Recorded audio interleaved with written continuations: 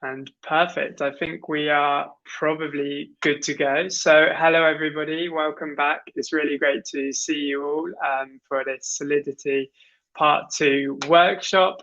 Before I hand over to Matheus, who you all met yesterday, I do have two really exciting announcements. Obviously, for any of you who are enjoying these courses with Matheus, this is just a taster of our Solidity Foundation course, which kicks off tomorrow at 1 p.m. UK time. And we are actually opening up some free fast-track scholarship places for all of the UniHack participants. So once this session kicks off, I'll drop a link for that straight in the chat. You can really quickly apply and learn more from Matheus in the same form as these sessions are taking place. Tomorrow at 12, just before that session, we also have a team formation group call. So you'll have the opportunity to come along. You can speak to Angela and I, both of the program managers for this university hackathon. You can ask us any questions, and it's really a great opportunity for you to potentially find your future teammates. So that's everything from me. Matheus, I'd love to hand over for you, and I will drop those two links in the chat for everybody to access. But Matheus, over to you. Well, thanks, Hori. Welcome, everybody. You returned from war. It seems like you perhaps liked yesterday's lesson. We're going to pick from exactly where we have left today to start actually coding. Let's review for 5 minutes most what we saw, and then we pick from there to, now that we know that we can send data to a smart contract and trigger an execution, let's understand how we can program this execution to run, okay? Before we jump into it, any possible questions or troubles from yesterday, feel free to post it here. If you have any blocking point, it could impair your capabilities of following today's lesson, let me know. I can pick one or two before we begin while we review here, and then we start hot on coding and doing all the functions we want to do today, okay? What we saw yesterday, if we pick remix a Solidity file and compile, we're going to have a bytecode, remember? Usually when I do those Zoom sessions, I ask you to raise your hand, speak. Here it's not possible. I'm sorry about this, because sometimes it can get tiring to hear my voice 1 hour straight. But to if that serves of consolation, you only need to hear it 1 hour. I need to hear it for 24 hours a day. So I'm in the very worst position than you. So we can compile to generate the bytecode. And let's say if you remember, if we deploy here in this environment of a virtual machine, it is going to be using my own virtual machine environment. I'm not going to be able to interact with other people's contract, remember? You should be able to do it publicly in a public testnet. We need to change the environment. So if you remember it well, it is here in the injected provider that I can talk to MetaMask in my browser. Okay. If we click on deploy for that smart contract, it is going to send a transaction to the blockchain for deploying that code. Remember, it's going to have bytecode that we generated when compiling with some opcodes to create a smart contract account. If I look on my address in Etherscan, Sepolia Etherscan, I'm going to see the transactions we did yesterday. There are some transactions for today, and we have this transaction here yesterday that is deploying a smart contract. Here is the address of the smart contract, remember?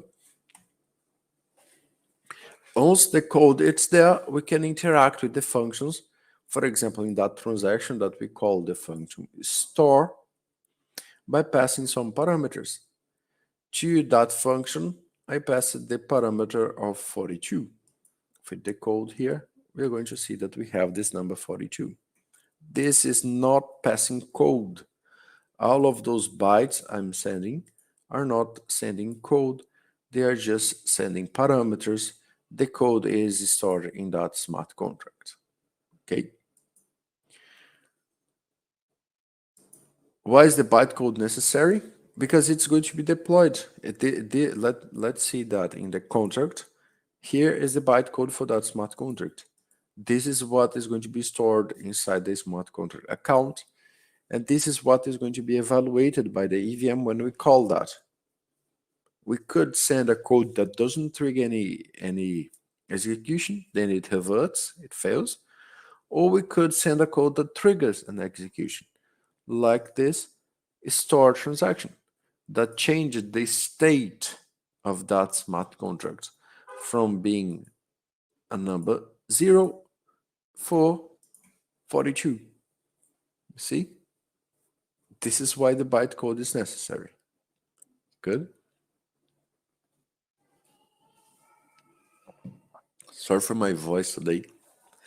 It is a little weird. I'm not always like this. Yeah. But I guess you can understand. I hope. Have a sore throat or something like this. But let's get down to business. This is sending a transaction to a smart contract. The logic we put here determines what can be called, what can't. I can't restrict anyone from calling my smart contract unless I program it to. All of this code is public. I cannot charge a license. You need to have a serial key for interacting with that program. You need to have an active subscription in my website to use that smart contract. No, that's not possible. I would need to program that myself. By default, anyone can pick the address of that smart contract. Let me paste that here in the chat. And anyone can connect to it to send information to it and to read information from it. How? Since we have something called ABI, Application Boundary Interface, when we compile a smart contract, we have two outputs, the bytecode and the ABI. Bytecode, when it's deployed, it is stored in the blockchain. The ABI, no. The ABI, we need to keep that in a hard drive somewhere that we can access later on our server. And it has some instructions. Like those instructions. An instruction that I have one function that receives no input but outputs something with the state mutability of view. This function is named retrieve. This function here. We have in the ABI a specification for a second function that is non-payable. It is a function that I pay for the transaction, but I don't pay for the function. Okay. This function is able to change the state of the blockchain. The name is store. It is not going to output anything for the caller, but it's going to accept some inputs. So here I have store. With that ABI, it is more than enough for me to, instead of deploying, I can pick that address, and you see there is a blue button here, add address. I can attach to that smart contract address when I click on it. And then I can call functions like retrieve 42. And if you want, you can send a transaction here now for changing this for any number you would like. 16 942, for example, or if you want, or 1, 2, 3, 4, 5, 6, 7, 8, 9, or just 0 again, or 42 again. You can do that now if you want. Everything you put here is going to appear for me because it's a public blockchain. We are going to see share the state of it. Okay. So this is what smart contracts do. But part 1, 2, 3. Okay. Hi, Matheus. We just had a request for you to zoom in ever so slightly. Let's do that. A little bit bigger. Working? Hopefully that's better for you. Yeah, otherwise it's text for ant, right? Good. Let me see, no questions so far. Okay. But what if I want to restrict access? What if I don't want people to be changing this value? I just proved that I just need the ABI and the address that I can call. Even if I don't have the ABI, it's not that hard to guess, to find what are the methods to be called in a smart contract just with the bytecode.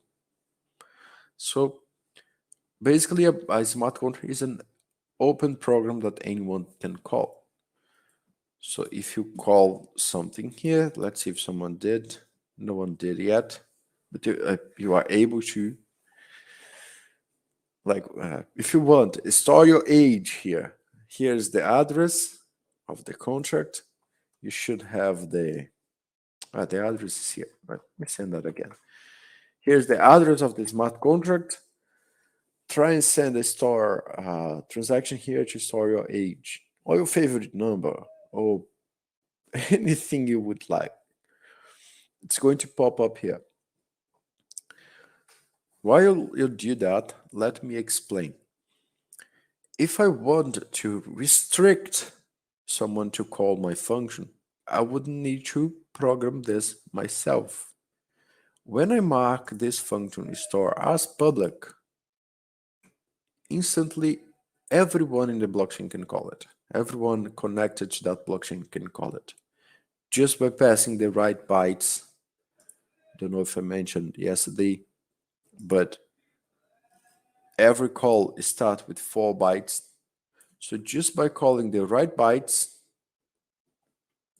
4, 1, 2, 60, 57, 36, 1D, those are 4 bytes. Just by calling this method ID correctly, I can hit that smart contract. Okay. To address that, we could do something like this. Okay, so what are the other options? Instead of public, let's say I put it private. And find those options here in the grammar. When we look for a contract body element, in the function definition, I have the visibility, and I have those 4 options. Okay.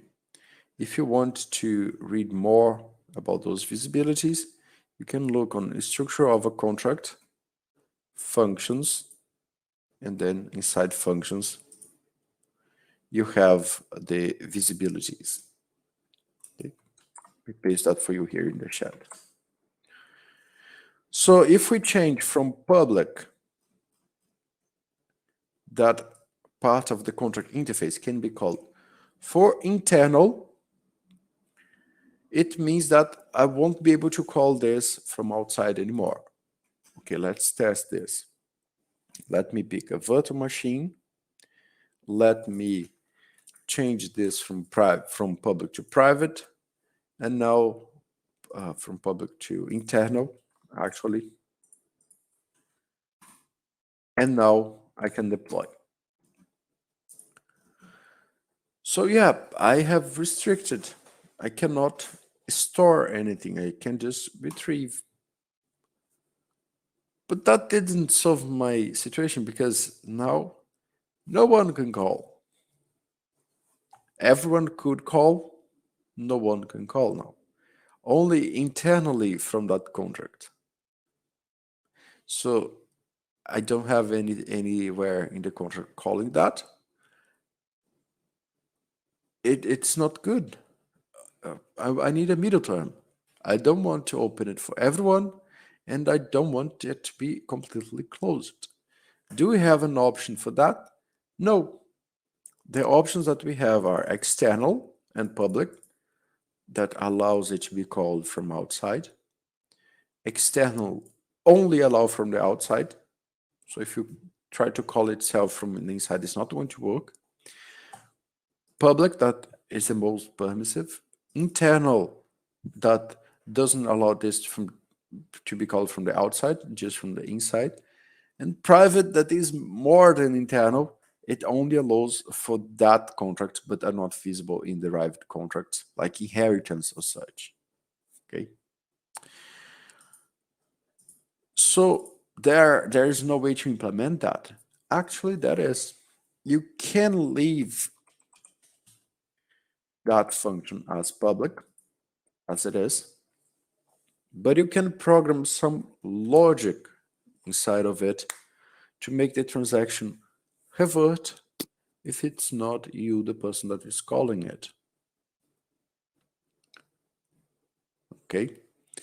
There are some instructions, some opcodes that can assert,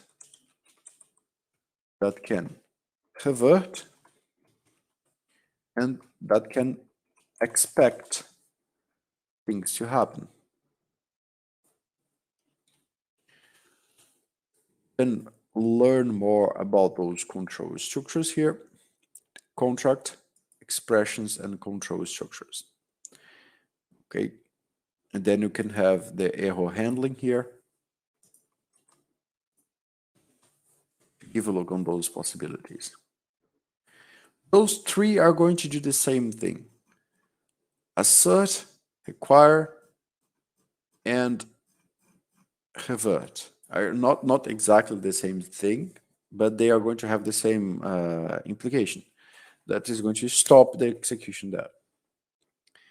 Revert is that when I reach that point in my script, I revert.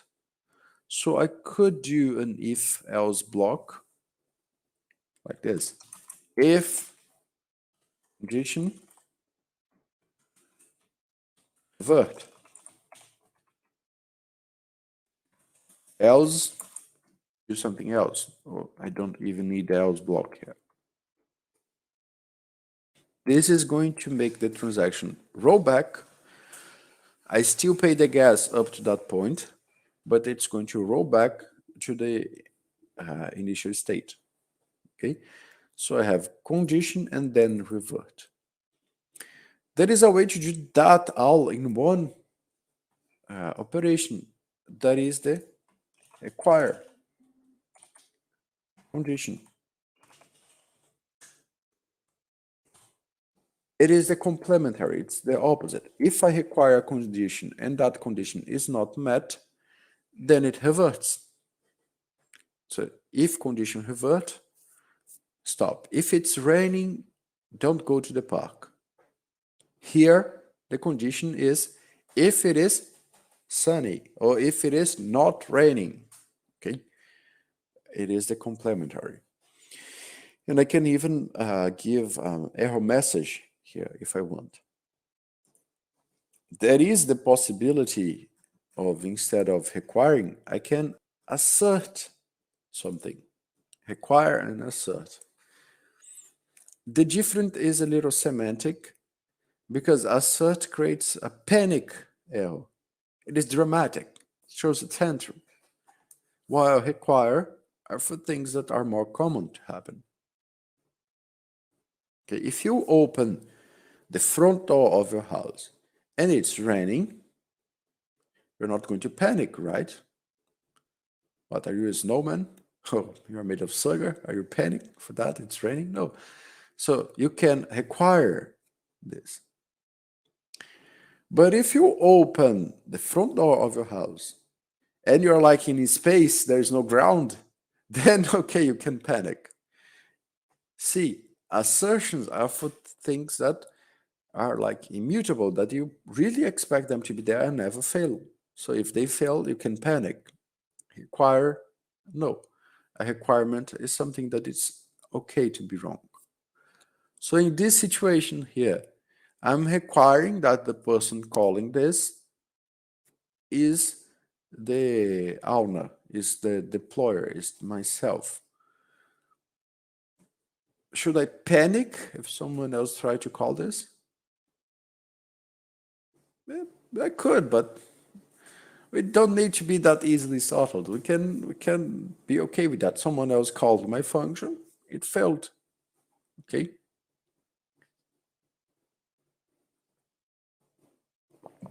No questions so far. Let's keep rolling. So let's require a condition. Let's require that the person calling that function is my address. If you remember from yesterday's lesson, I have inside that virtual machine an array of pre-funded accounts. So let's pick this account 0A0 to be my address. Let's say I am that person. So let's copy this. Let's paste this here. I want to make sure that whomever is calling that smart contract is that address. The caller of that function is that address. How to make that possible? How to read the caller of that function? Should I pass this as parameter, like address caller?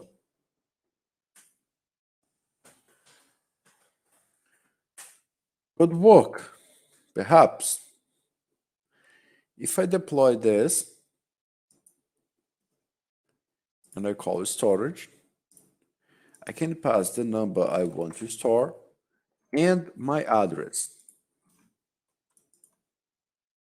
Okay, so it works.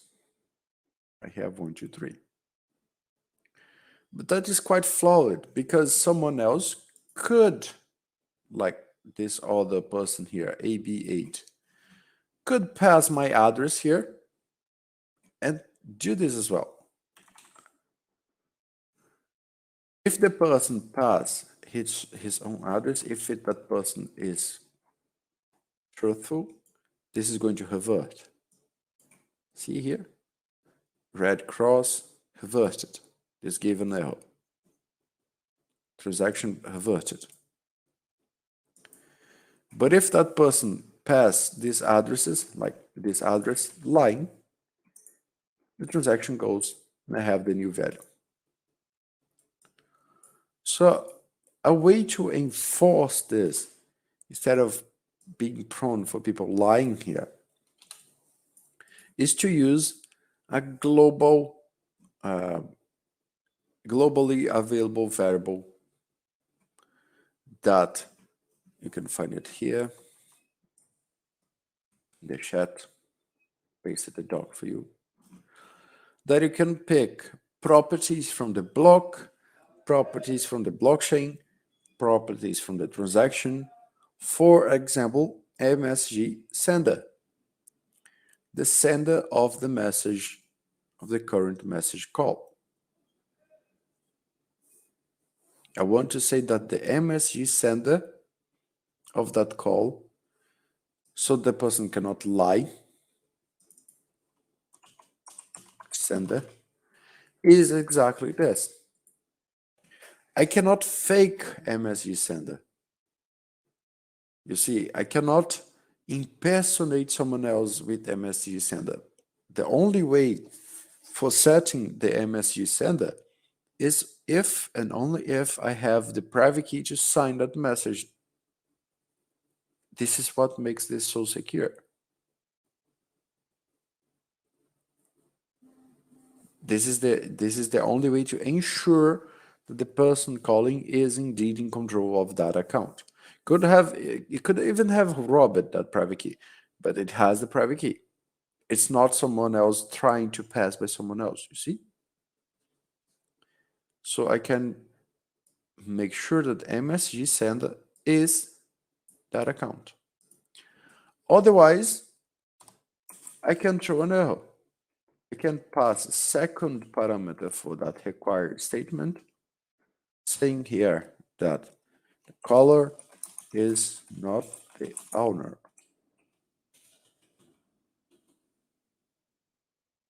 So that whomever calls this without that condition is going to receive that message, that error message. Okay. It's not mandatory, it's optional to put a message, a string message, but it's good to do, it's good to have. We cannot update that smart contract, okay? Whenever we deploy it again, it is going to be deployed a new address. Yes, it is possible to update smart contract with some patterns, but we are not going to dwell there today. Let's keep on the basics of there is no way to update. So if I deploy this, I'm going to deploy to a new address, okay? So if I try to interact with it, with that account, and the store 321, it's going to give an error. The caller is not the owner, so the execution reverted.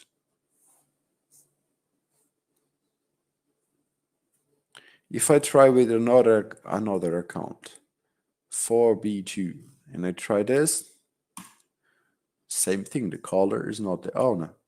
I still have 0. If I try with this account 0A0, and if I try to store this, now it works. Now I have this 321 because we can pass this line 14. We can comply to this requirement statement here. Okay. Any questions so far?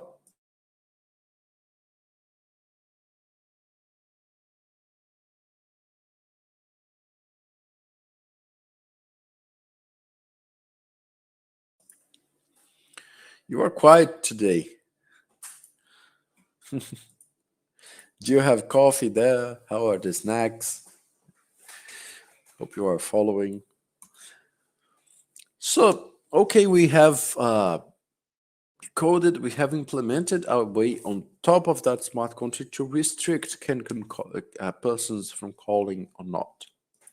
Let's see here in that smart contract if someone called it. Yeah, I had someone calling it. Perfect. Storing what data? 33. Yeah, someone, perhaps it's your age, 33 years old, we had someone interacting with it. Because the smart contract allows that it's open. Now we have coded a way to coded here a way to restrict this, a command to restrict who can call that or not. The only inconvenient is that whenever I want to deploy that smart contract with another wallet for another person, another company, another project, want to deploy that same smart contract, we need to change the code. We need to come here, change that code, and paste my own address here. I'm going to teach you a way to do that programmatically. So when we deploy a smart contract, you can fetch the address of the person deploying it. Okay. And I guess I have mentioned real quickly yesterday's lesson that you have a function with a special name, function called constructor, that is a reserved function that is only going to be triggered at the deployment. We can even see this in the grammar. One of the things we can put inside the contract body element is a constructor definition. Guess I didn't show that yesterday. Okay. It starts with constructor. It doesn't start with function. And it is a special function because when I put a constructor here, this, I just need this for building a constructor. Any code that I put there can only be executed at the deployment, at the time of the deployment. I cannot call the constructor function again in the future to trigger the execution, again, changing those variables, okay? So for example, if I say here at the constructor that the number equals to number plus 1, if I deploy this smart contract,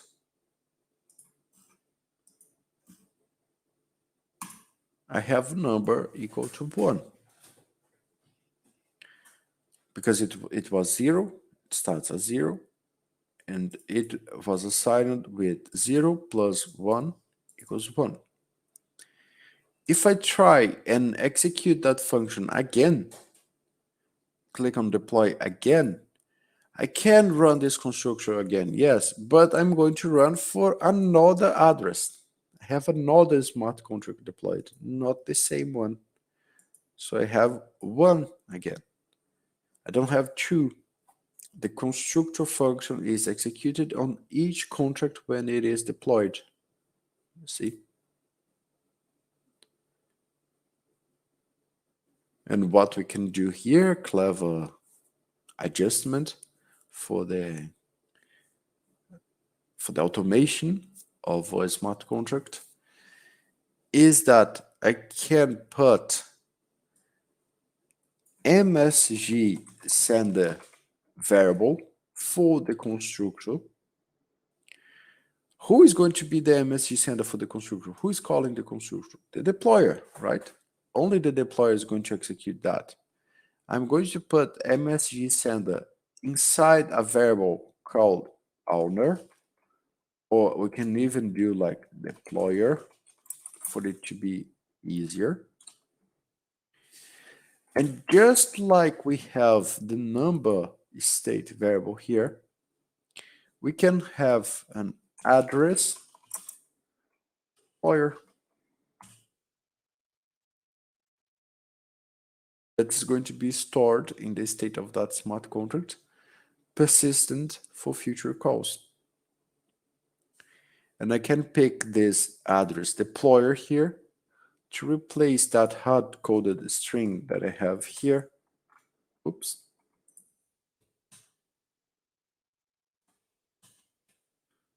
Make this automation work. When I deploy, this is going to be assigned for the MSG sender. Now I can see if the person calling that function, that can be another person, can be any address in the network, is a deployer or not.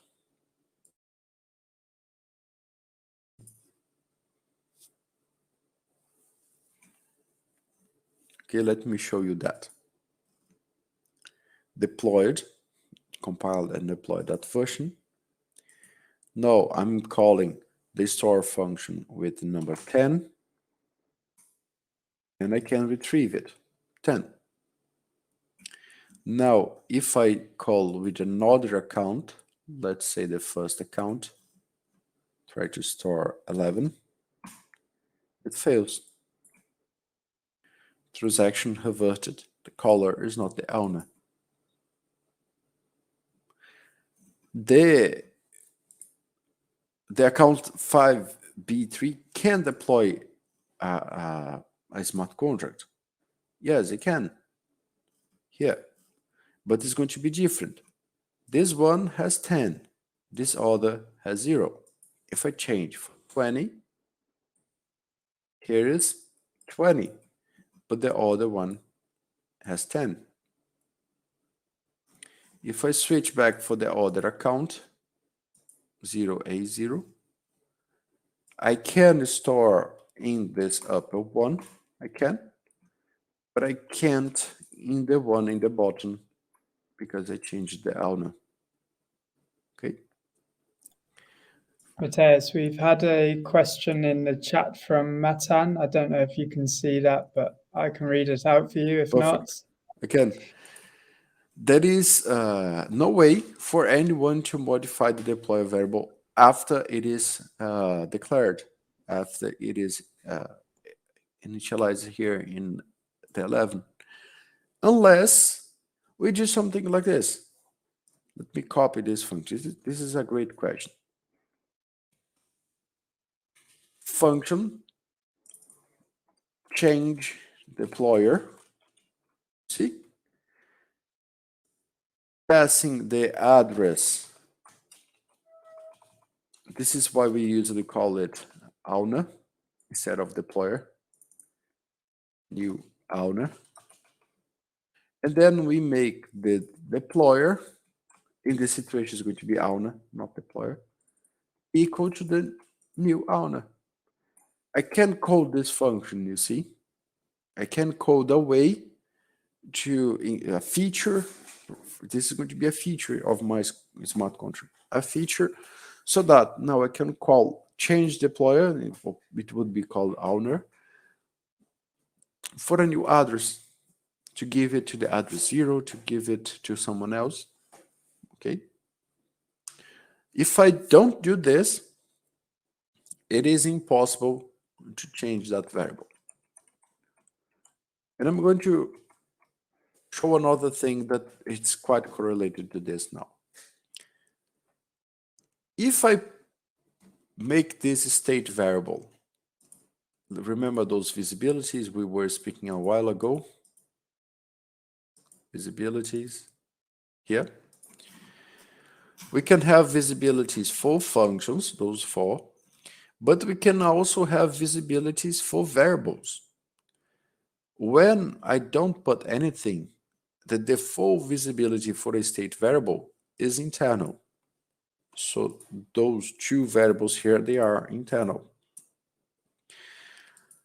I can make them private to restrict it from being called from derived contracts, but also I can make them public.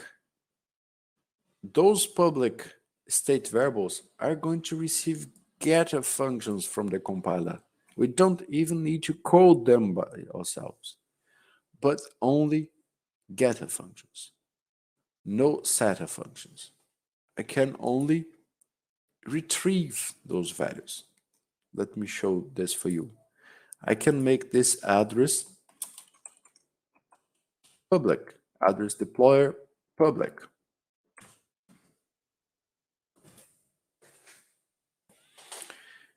By marking it public, when I compile this, inside the bytecode, even if we don't code a function deployer, blah, blah, blah, even if we don't code it, the compiler is going to include that function.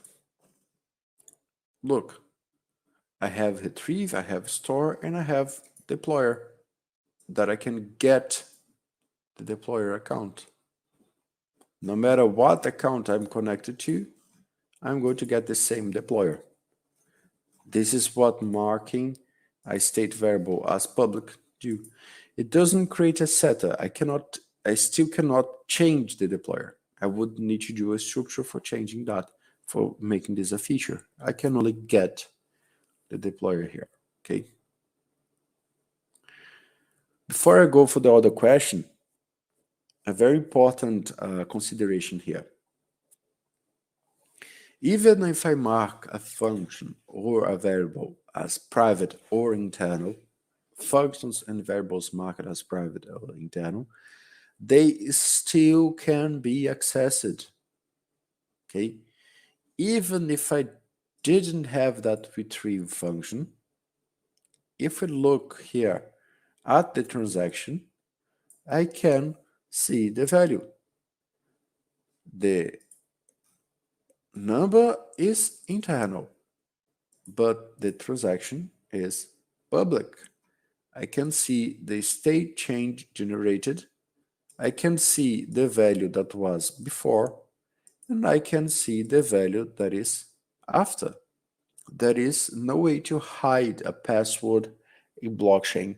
There is no way to hide a value that you are calling or putting in a smart contract. Okay?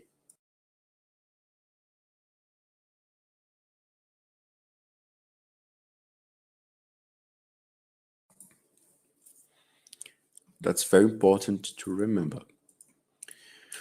Now that question from David. What if I have a vulnerability issue? What if I deployed a smart contract and forgot that required state? I didn't put a requirement state.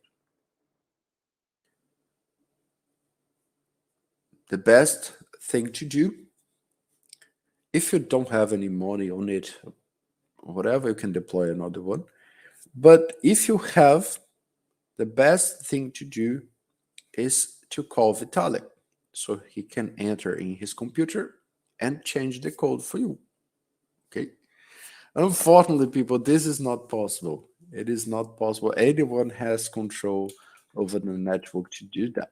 So unless you program yourself a pattern for upgrading this, for making this contract upgradable with something called proxy patterns or metamorphic contracts or diamond patterns, there are a lot of ways to do that. Unless you make it upgradable, then no, you'll need to deploy another version that is going to have another storage. If it's a token, if you deploy a new token, it's going to have everyone's balances zeroed, you see? So this is a thing about smart contracts. If you commit a mistake, there is going to be consequences, immutable consequences, because that's also protection, you see? If you could change freely the code, then who guarantees that you are not going to change my balance or my ownership or anything else? Okay. Question from Matan. Have we designed it so that the transaction even is away public? Okay. The transaction information needs to be public because you need to prove the cryptographic hash of that later on when you include that in the block. Okay. For you to have zero knowledge proofs, you need zero knowledge computation. And then there are those ZK chains and all of that. Ethereum and lots of the blockchains are not built on zero knowledge proofs. They are built on cryptographic proofs that you need to have the transaction data for proving that the transaction was that, logging it, and so forth. Okay, so the transactions are public. There are some blockchains that have this feature of hiding transactions as well without zero knowledge, but then you need to go in great extent to make that work properly. Okay. And will the new upgradable contract be able to call the old contract? Yeah, I don't know if I have too much time to dig on that, but the patterns for upgradability, they handle that. The state is stored in a place, and then the logic is in another, and then they handle this calling all of that and passing the data. But there is another thing called external calls. A contract can call the other. It was planned for today if we have time, but I can show that real quickly as well. You can make a contract to call an order and pass those arguments. Okay. So here we have deployer. It is in the constructor. Can do that. Can do this requirement. Okay, those are the questions. If we do that feature of changing transfer ownership, it is better to call this instead of deployer. We can call it owner. So we can have that function of transfer ownership.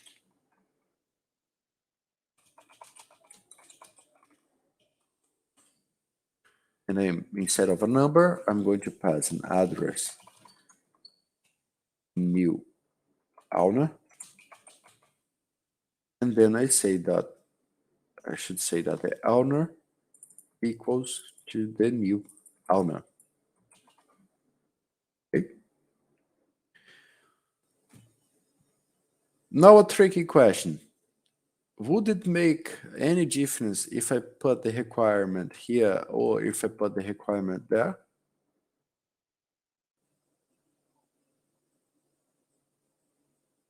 Tell me here in the chat.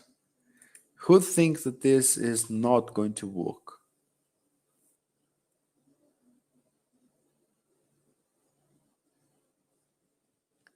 Let's test that in the meantime. For example, I deploy this with 0A0.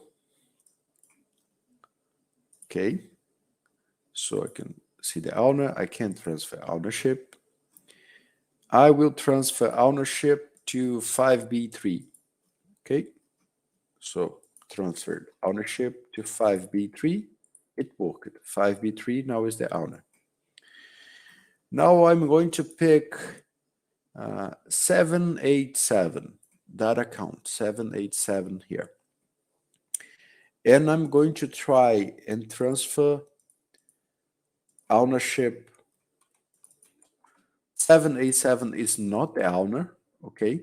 And 787 is going to try and transfer the ownership for 617. So it fails. Even if the transaction, the requirement is after, when the requirement is not met, it reverts the state changes. So it is going to execute line 25. It is going to check line 26. When it fails, it is going to undo the line 25 and return. So I still have the old owner, okay? So it works and protects our smart contract. It reverts, okay? But there is one problem here. I'll give you 1 minute for that, 50 seconds or so, if you can detect the problem. And I guess after that, I'll show external calls.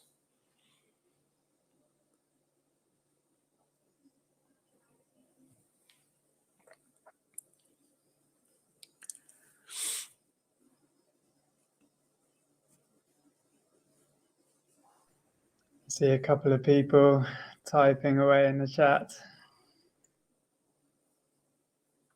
We should prepare a prize for people that answer correctly.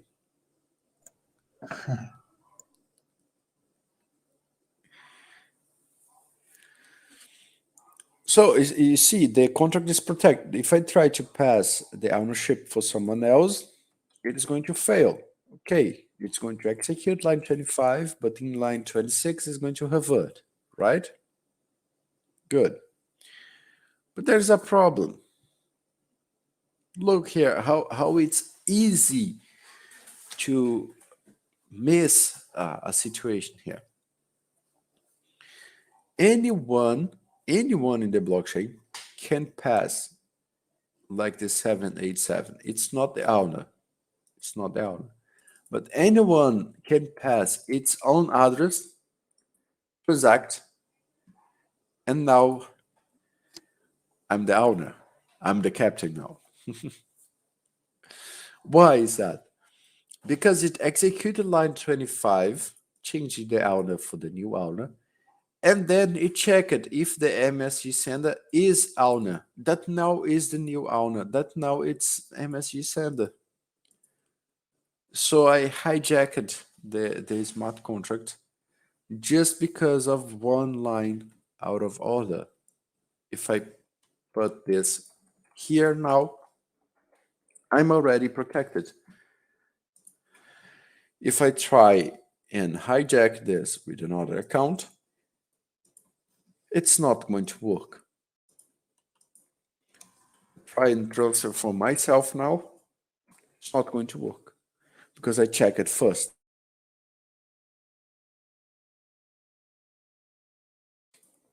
Sorry. Now the contract is properly protected. Okay. Then let's see, no questions. Okay. Thank everyone that has participated on that. And let me expand on that question for David about the calls. You can create another contract. Let's say contract other.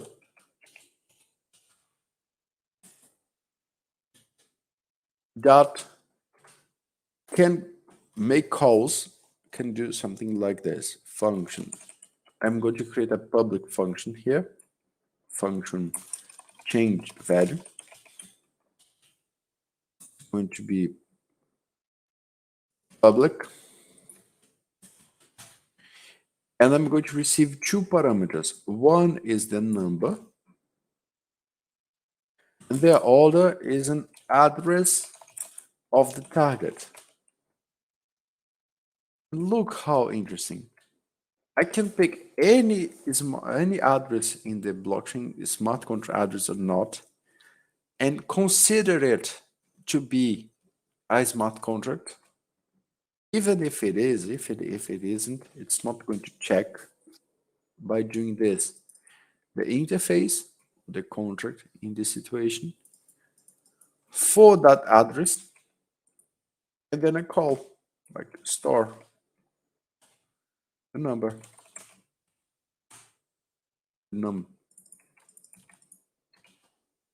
So I'm going to call other to change the value on that smart contract. It's not going to work with this requirement. Okay, so I'm going to take this out. Or even I can leave it, but give ownership to that smart contract.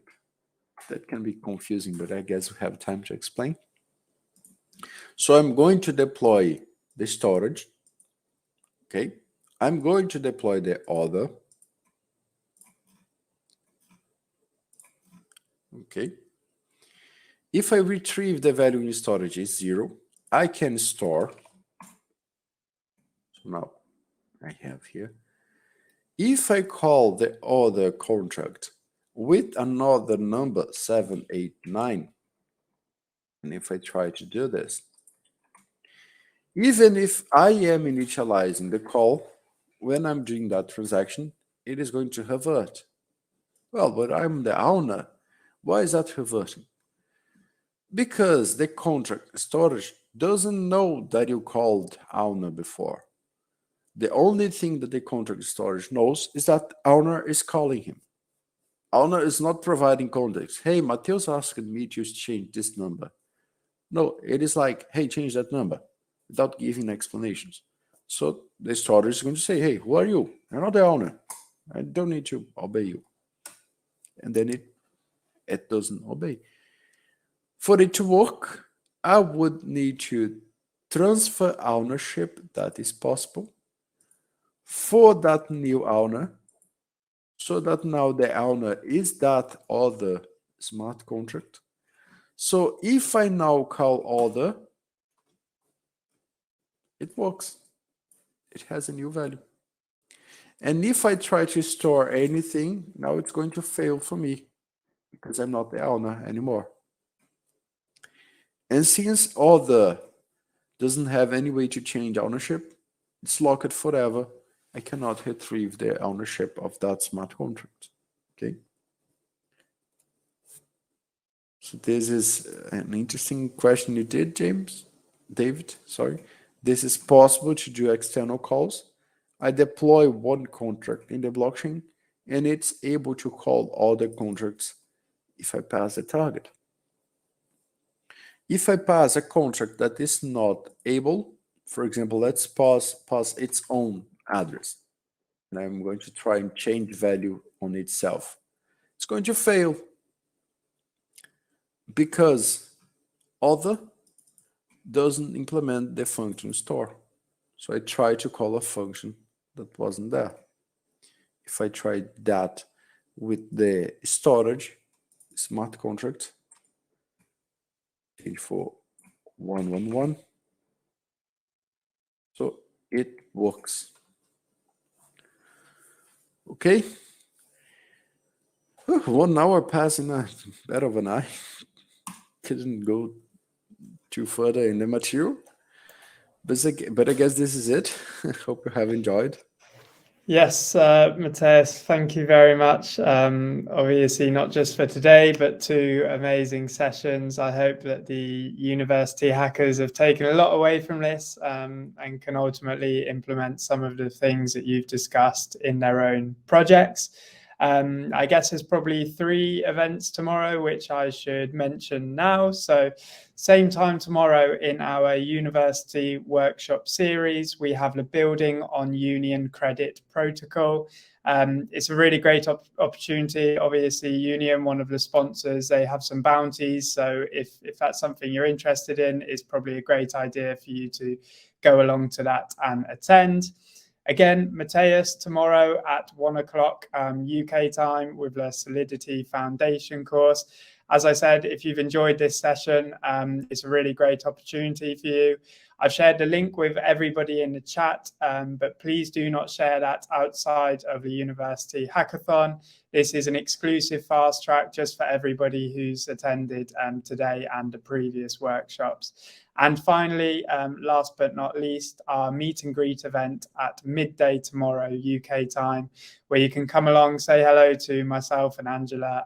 We will answer any questions. And again, it's really a great opportunity for you to network with the other hackers on this program. But that's everything from me. Matheus, once again, thank you so much. I'm sure I speak for everybody in the call, and we look forward to seeing you all again tomorrow.